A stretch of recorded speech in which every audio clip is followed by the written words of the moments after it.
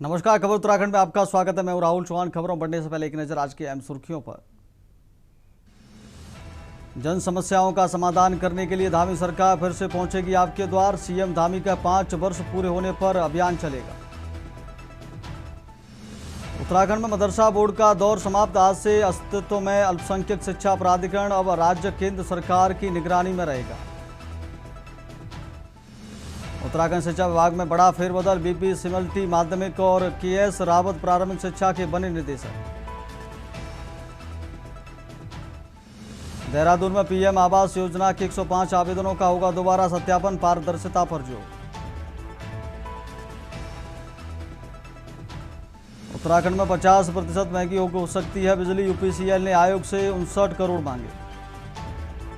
67। उत्तराखंड में भारी बारिश का अलर्ट। प्रशासन ने जारी की एडवाइजरी का। अनावश्यक यात्रा से बचें, नदी नालों से दूर रहें। आप देख रहे हैं के न्यूज, खबरों का सारथी। सीधे चलते खबरों के विस्तार में। खबर देहरादून से। सीएम पुष्कर सिंह धामी का आज का कार्यक्रम। अल्पसंख्यक शिक्षा संस्थान प्रमाण पत्र वितरण कार्यक्रम। दोपहर 3:30 बजे कार्यक्रम में प्रतिभाग करेंगे। डॉक्टर्स डे के अवसर पर आयोजित कार्यक्रम।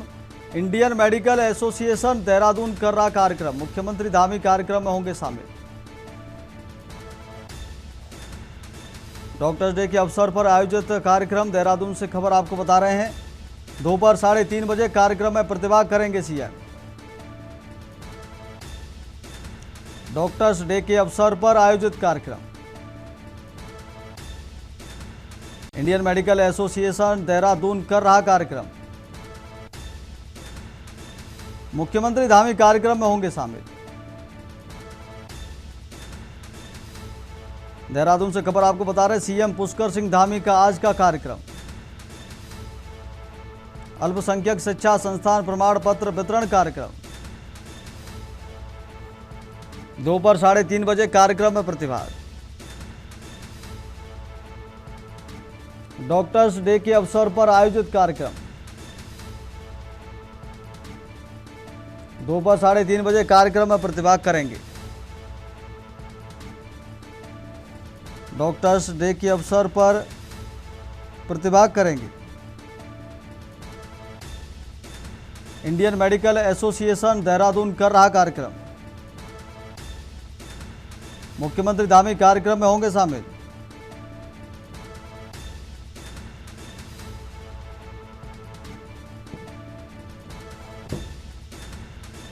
अल्पसंख्यक शिक्षा संस्थान प्रमाण पत्र वितरण कार्यक्रम। दोपहर 3:30 बजे कार्यक्रम में प्रतिभाग करेंगे। डॉक्टर्स डे के अवसर पर आयोजित कार्यक्रम।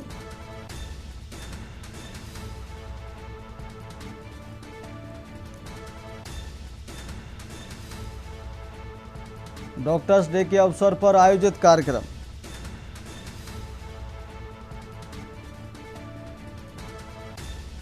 इंडियन मेडिकल एसोसिएशन देहरादून का कर रहा आयोजित। मुख्यमंत्री धामी कार्यक्रम में होंगे शामिल। सीएम पुष्कर सिंह धामी का आज का कार्यक्रम। देहरादून से खबर आपको बता रहे हैं। अल्पसंख्यक शिक्षा संस्था प्रमाण पत्र वितरण कार्यक्रम। दोपहर 3:30 बजे कार्यक्रम में प्रतिभाग करेंगे। डॉक्टर्स डे के अवसर पर आयोजित कार्यक्रम। दोपहर 3:30 बजे कार्यक्रम में प्रतिभाग करेंगे। डॉक्टर्स डे के अवसर पर आयोजित कार्यक्रम। इंडियन मेडिकल एसोसिएशन देहरादून कर रहा कार्यक्रम। मुख्यमंत्री धामी कार्यक्रम में होंगे शामिल। सीएम पुष्कर सिंह धामी का आज का कार्यक्रम। अल्पसंख्यक शिक्षा संस्थान प्रमाण पत्र वितरण कार्यक्रम। दोपहर 3:30 बजे कार्यक्रम में प्रतिभाग करेंगे।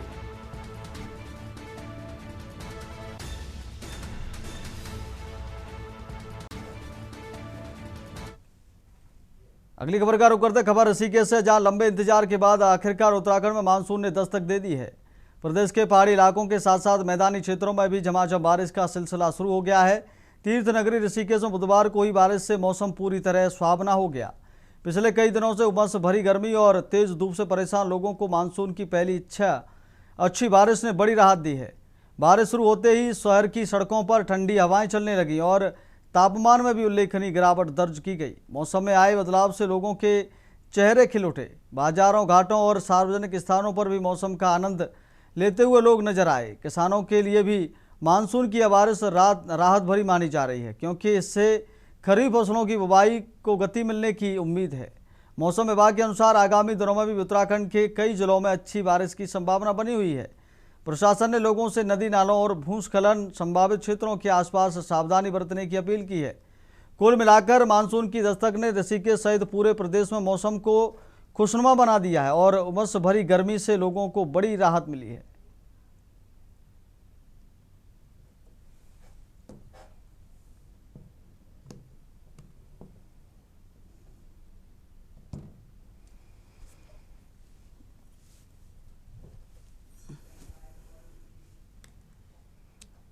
अगली खबर का रुख करते देहरादून में देर रात को पड़ रही झमाझम बारिश से कल शाम से ही छाए आसमान में काले बादल।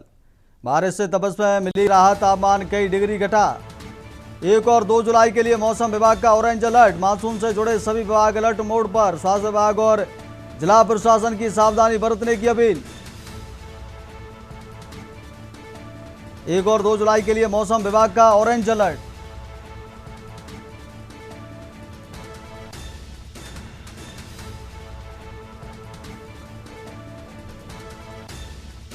एक और 2 जुलाई के लिए मौसम विभाग का ऑरेंज अलर्ट।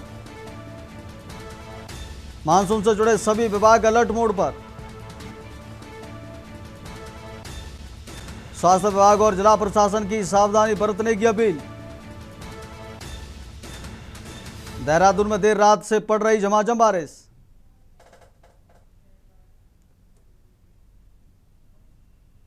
अगली खबर का रुख करते खबर देहरादून से, जहां उत्तराखंड में मदरसा बोर्ड को भंग किए जाने के फैसले का उत्तराखंड वक्फ बोर्ड के अध्यक्ष शादाब शम्स ने स्वागत किया। उन्होंने मुख्यमंत्री पुष्कर सिंह धामी के इस निर्णय को मुस्लिम बच्चों के भविष्य के लिए ऐतिहासिक कदम बताया। शादाब शम्स ने कहा कि लंबे समय से मदरसा बोर्ड की डिग्रियों को सीमित उपयोग होने के कारण छात्रों को आगे की पढ़ाई में कई तरह की कठिनाइयों का सामना करना पड़ रहा था।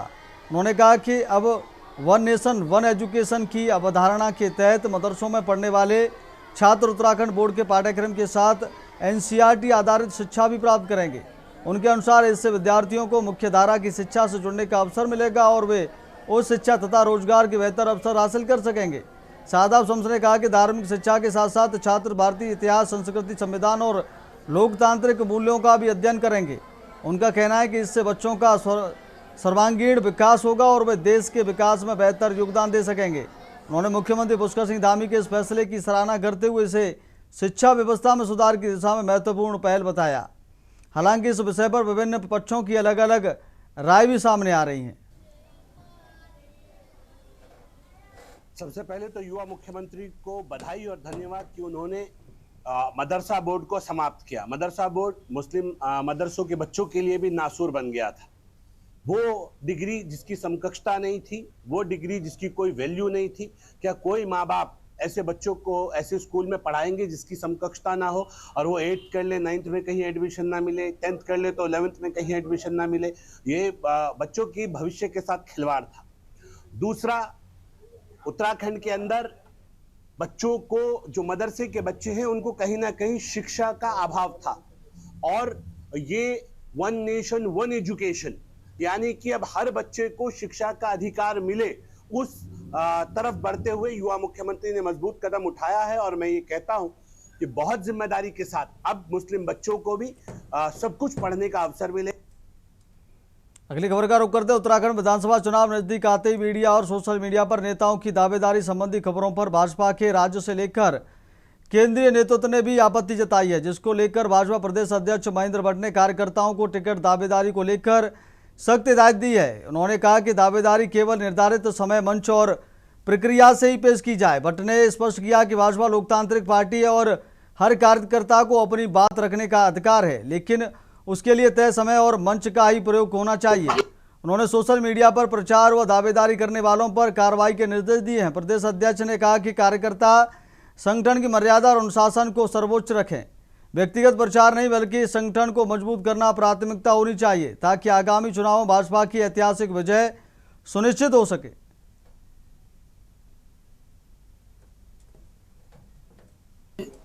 टिकट की दावेदारी की एक प्रक्रिया है, उस प्रक्रिया को ही सबको अपनाना है।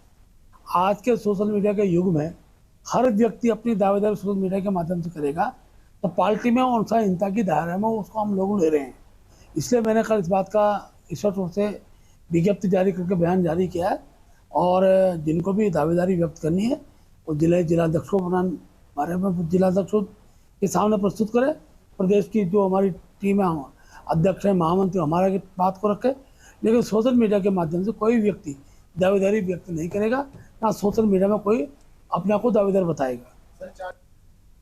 अगली खबर का रुख करते हरिद्वार पुलिस ने देश की अर्थव्यवस्था को नुकसान पहुंचाने वाले नकली नोट गिरोह पर बड़ी कार्रवाई करते हुए कोतवाली श्यामपुर क्षेत्र में गिरोह के 3 सदस्यों को गिरफ्तार किया है। पुलिस ने आरोपियों के कब्जे से करीब 50,000 रुपए के छपे हुए जाली नोट, लैपटॉप, प्रिंटर और नकली नोट तैयार करने में इस्तेमाल होने वाले उपकरण बरामद किए हैं। यह कार्रवाई 2 दिन पहले बरामद हुए 52,500 रुपए के नकली नोटों के मामले में की जा रही जांच के बाद की गई है।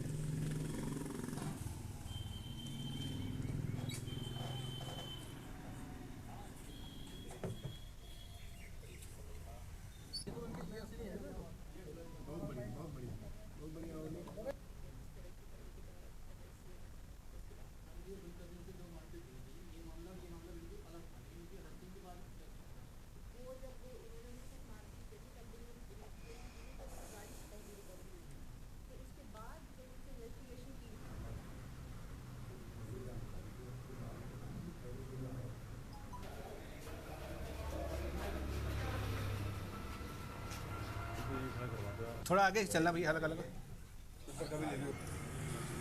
सचिन आगे कैमरे का आगे मत आ यार।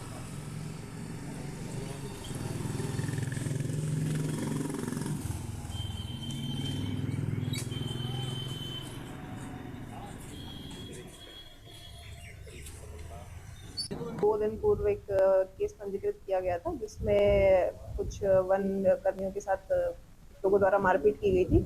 उसी क्रम में उन लोगों से कुछ नकली नोटों की बरामदगी हुई थी। उनकी जब इसी केस में फर्दर इन्वेस्टिगेशन की गई तो पता चलता है कि उनके और भी साथी इन्वॉल्व है।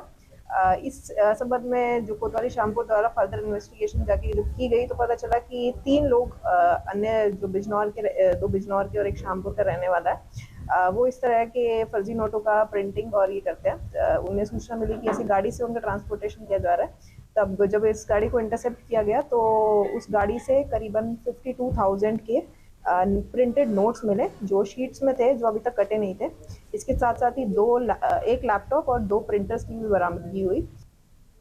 रुकेंगे छोटे से ब्रेक के लिए। ब्रेक के बाद खबरों में जल्द लौटेंगे।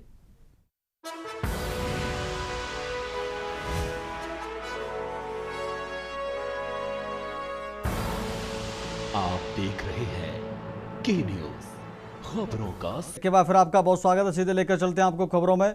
उत्तराखंड में मुख्यमंत्री पुष्कर सिंह धामी के नेतृत्व में चल रही सरकार ने अब तक कई अहम फैसले लिए हैं और कई निर्णयों की प्रशंसा ने केवल प्रदेश में बल्कि अन्य प्रदेशों और विदेशों तक भी की जा रही है।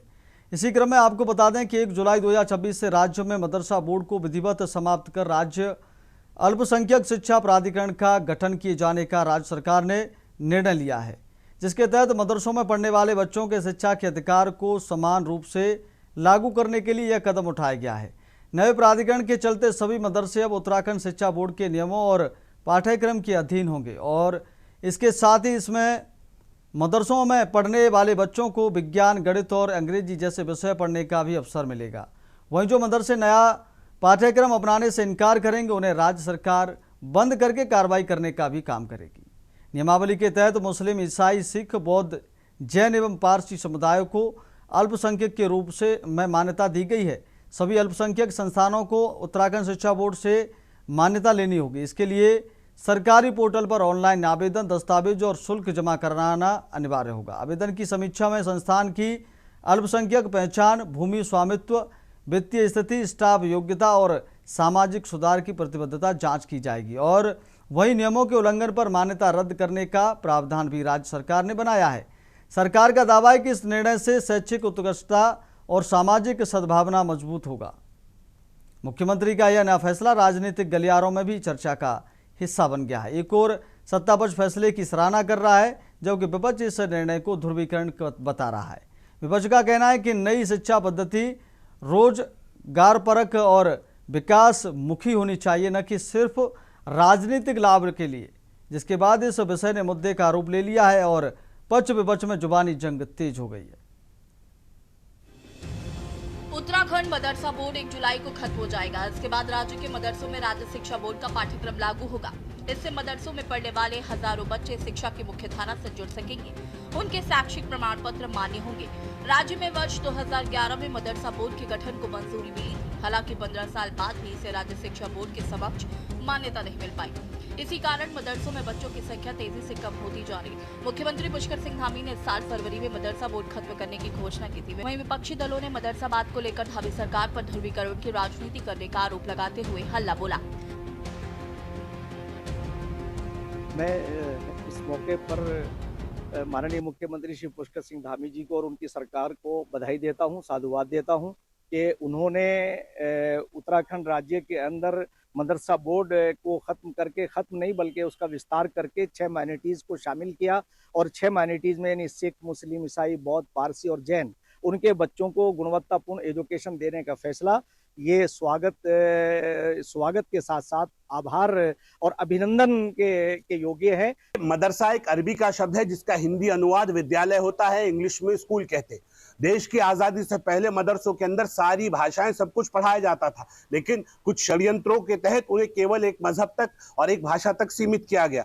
मजबूत मुसलमान बने, इसमें मैं खुद मुसलमान हूं, मैं भी चाहता हूं कि मेरे बच्चे मजबूत मुसलमान बने, लेकिन मजबूत मुसलमान के साथ साथ वो मजबूत भारतीय भी बने, वो औरों के धर्म का सम्मान करे, और वो तभी मुमकिन है जब वो बाकी चीजों को भी जानेगा। और एनसीईआरटी का जो हमारा उत्तराखंड शिक्षा परिषद का सिलेबस है, जब बच्चे उसे पढ़ेंगे तो उनके चक्षु खुलेंगे, ज्ञान अर्जित होगा। उत्तराखंड क्रांति दल का शुरू से मानना रहा है कि उत्तराखंड के 4 सिपाही हिंदू, मुस्लिम और सिख है। हमने कभी जातिवाद और धर्मवाद की राजनीति नहीं की है।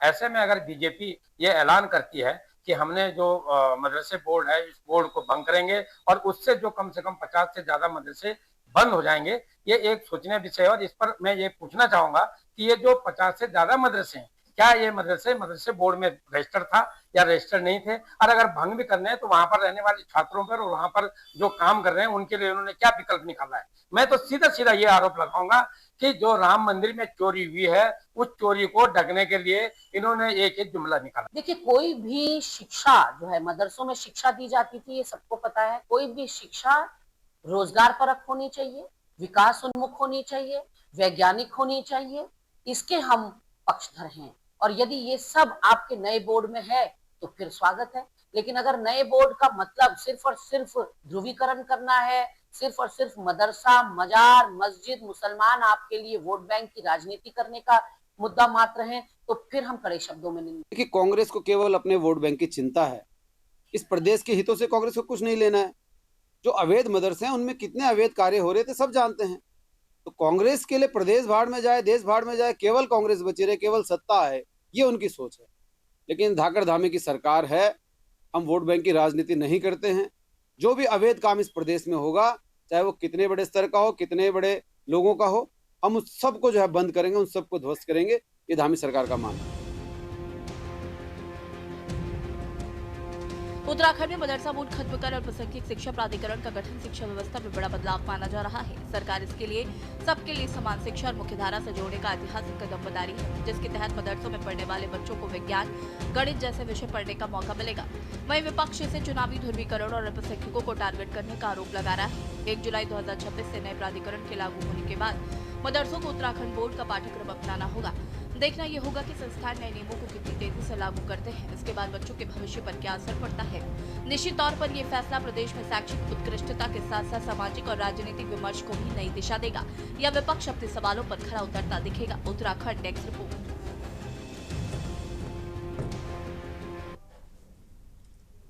अगली खबर का रुख करते हैं। प्रदेश में मानसून दस्तक देने जा रहा है। मानसून को लेकर एक और जहां राज्य सरकार अलर्ट मोड पर दिखाई दे रही है, वहीं कांग्रेस प्रदेश उपाध्यक्ष सूर्यकांत धस्माना ने मानसून को लेकर राज्य सरकार की तैयारियों पर सवाल उठाए हैं। उन्होंने कहा कि जुलाई, अगस्त और सितंबर तीनों महीने संवेदनशील है, क्योंकि इसी समय बादल फटने, भूस्खलन और चट्टाने गिरने की घटनाएं बढ़ती हैं। धस्माना ने आरोप लगाया है कि ऑल वेदर रोड के नाम पर तबाही हुई है, जो सरकार से संभल नहीं रही है, और हर साल मानसून से पहले सरकार तैयारी के दावे करती है, लेकिन आधे घंटे की बारिश से ही सारी पोल खुल जाती है। अकेले राजधानी देहरादून में ही Rajpur road, GMS road, Saharanpur road समेत सभी प्रमुख सड़कों पर जल भराव हो जाता है। उन्होंने कहा कि स्मार्ट सिटी के नाम पर 1,500 करोड़ रुपए खर्च हुए, लेकिन ड्रेनेज प्लान नहीं बना। आज तक पानी निकासी का कोई इंतजाम नहीं है। धस्माना ने कहा कि वह 2-3 दिन में देहरादून की सड़कों की बदहाली को लाइव दिखाएंगे, ताकि जनता को पता लग सके कि आने वाला समय कितना चुनौतीपूर्ण रहने वाला है।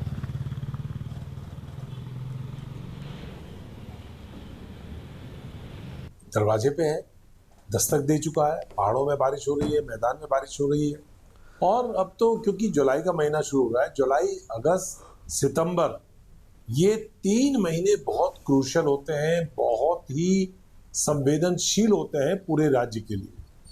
चाहे बादल फटने की घटनाएं हो, भूस्खलन के मामले हो, चट्टाने गिरने का मामला हो, और जब से ऑल वेदर रोड का इन्होंने शिगुफा छोड़ा है और पूरे राज्य में ऑल वेदर रोड के काम हुए हैं, उसमें जिस प्रकार से, जिस पैमाने पर तबाही हुई है, वो इनसे संभले नहीं संभल रही। हर बार मानसून आने पर, मानसून आने से पहले सरकार राग अलापना शुरू कर रही है कि साहब हम तैयारी कर रहे हैं, मानसून में किसी भी प्रकार से आपदा की तैयारी, आपदा से निपटने की तैयारी, बारिश की तैयारी, बाढ़ की तैयारी, ये सारे दावे सरकार करती है। अगली खबर का रुख करते हैं। लक्सर में बदला मौसम का मिजाज, आसमान में छाए घने काले बादल। आज सुबह से हो रही झमाझम बारिश पिछले कई दिनों से पड़ रही थी भयंकर गर्मी से लोगों को मिली राहत। आसमान में छाए काले घने बादल, आज सुबह से हो रही बारिश। पिछले कई दिनों से पड़ रही थी भयंकर गर्मी। लक्सर में बदला मौसम का मिजाज, आसमान में छाए घने काले बादल। आज सुबह से हो रही बारिश। पिछले कई दिनों से पड़ रही थी भयंकर गर्मी। लक्सर में बदला मौसम का मिजाज, आसमान में छाए घने काले बादल। आज सुबह से हो रही बारिश। पिछले कई दिनों से पड़ रही थी भयंकर गर्मी। लक्सर में बदला मौसम का मिजाज, आसमान में छाए घने काले बादल। आज सुबह से हो रही बारिश।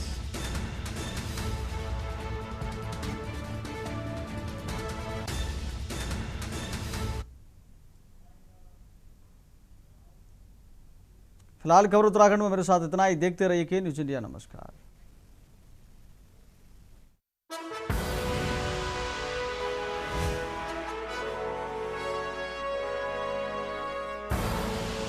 आप देख रहे हैं के न्यूज, खबरों